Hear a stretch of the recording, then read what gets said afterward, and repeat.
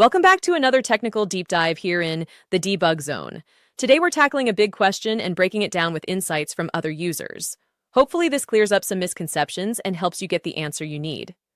So buckle up, stay a little curious, and let's jump right in.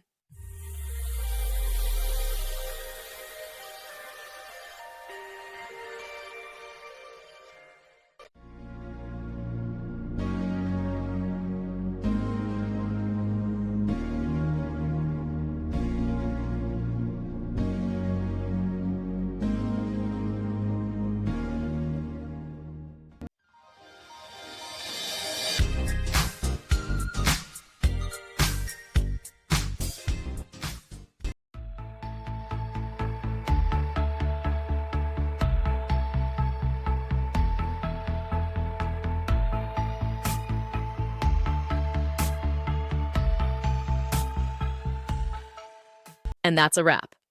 I hope you found the answer you were looking for. If you did, take a second to hit that subscribe button. It really helps out. And let me know in the comments which solution worked best for you. See you next time in the debug zone.